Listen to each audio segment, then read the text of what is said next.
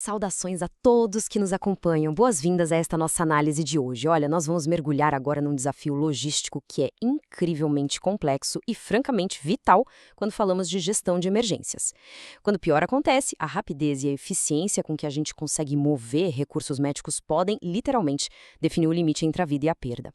Pode até parecer um quebra-cabeça puramente acadêmico à primeira vista, mas eu garanto para vocês que as implicações reais disso são muito, muito profundas. Bom, para dar o devido crédito e fundamentar a nossa conversa, vamos revisar a base desse conteúdo. Nós estamos analisando o artigo científico intitulado Otimizando Rotas para Serviços Médicos durante a Evacuação, uma perspectiva de rede e mobilidade compartilhada. Ele foi desenvolvido pelos pesquisadores C.I. Land, M. Cruz e A. Fujiwara e publicado no prestigioso periódico Progress in Disaster Science, da editora Elsevier, agora no ano de 2025. E antes da gente avançar para as profundezas desse artigo, fica aqui o meu convite. Sigam o canal, curtam este material e, claro, compartilhem com outras pessoas. Essa é, sem dúvida, a melhor forma da gente ajudar a difundir informações científicas essenciais, não é mesmo? Então, o nosso roteiro de hoje vai passar pelos seguintes pontos. Primeiro, o desafio da evacuação. 2. Mobilidade compartilhada. 3. O modelo de otimização. 4. Resultados da simulação e, por fim, a relevância da pesquisa. Vamos lá. Seção 1. O desafio da evacuação. O verdadeiro pesadelo logístico. A resposta a uma crise em larga escala envolve um nível de complexidade que é difícil até de imaginar. Coordenar recursos superlimitados correndo contra o relógio é fundamental, e isso já ilustra bem a essência do problema.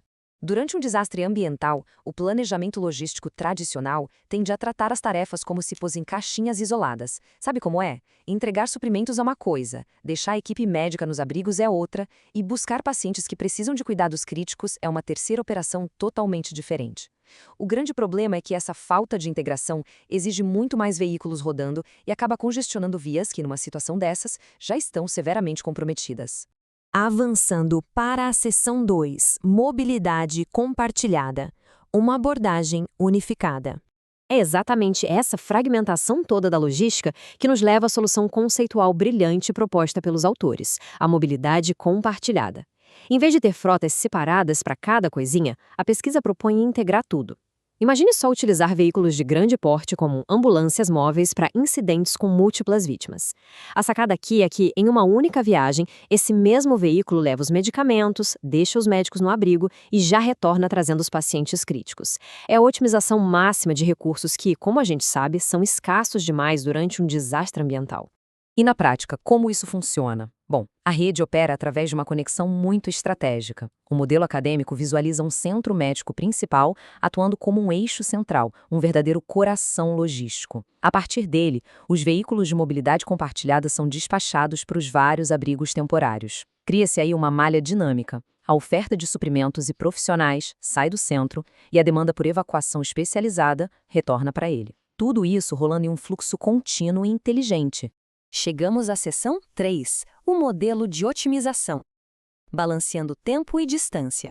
Tá, mas aí você deve estar se perguntando, como exatamente a gente coordena todas essas rotas unificadas sem virar bagunça? Foi para isso que os pesquisadores desenvolveram um algoritmo de otimização incrível, que lida com duas restrições que normalmente vivem em conflito.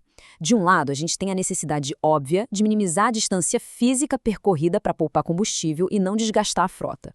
Mas, do outro lado, e esse é o grande diferencial desse estudo, está o cumprimento rigorosíssimo das janelas de tempo. O algoritmo aplica penalidades matemáticas altíssimas se um veículo chegar a um abrigo muito cedo ou muito tarde.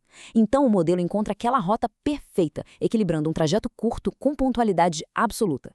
Vamos ver isso na prática, na seção 4. Resultados da simulação, testando o modelo. Para garantir que essa matemática toda funcionasse em cenários hipotéticos de estresse logístico extremo, os autores testaram tudo rigorosamente. E o número que salta aos olhos é esse aqui, 87%.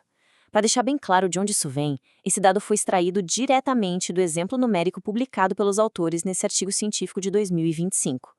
Na simulação deles, o algoritmo conseguiu uma taxa de cumprimento de serviços de 87%, respeitando todas aquelas janelas de tempo super rígidas que foram pré-definidas. É um resultado fenomenal. Visualmente, o resultado prático é esse percurso ideal traçado pelo algoritmo. Ele conseguiu conectar 26 de um total de 30 nós, ou abrigos de destino, Ao minimizar as penalidades de tempo e os custos de viagem tudo ao mesmo tempo, esse modelo se provou infinitamente superior. Só para colocar em perspectiva, os pesquisadores demonstraram que os cenários tradicionais, aqueles que simplesmente ignoram janelas de tempo estritas, amargam uma taxa de sucesso de só uns 70% nas mesmas condições. Eles sofrem muito com atrasos. Indo para a reta final. Seção 5, relevância da pesquisa. O impacto no mundo real. É muito importante a gente entender objetivamente por que todo esse esforço matemático representa um avanço tão grande para os sistemas de resposta a emergências. A relevância desse trabalho fica claríssima nessa conclusão dos autores.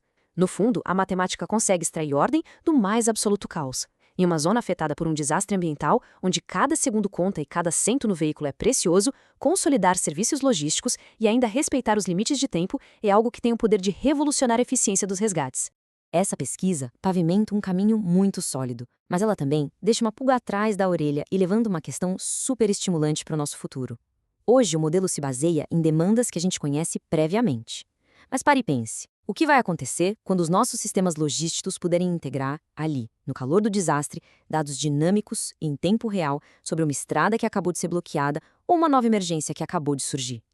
A logística humanitária está apenas começando a mostrar o seu verdadeiro e completo potencial. Para finalizar com total transparência e respeito a quem nos assiste, é fundamental deixar claro que o conteúdo que nós apresentamos aqui é uma síntese automatizada. Ela foi gerada de forma estruturada com o apoio de ferramentas de inteligência artificial, baseando-se estritamente, claro, no material científico que acabamos de discutir. Agradecemos muito a sua atenção ao longo de mais esta explicação. Continuem buscando conhecimento e até a nossa próxima análise.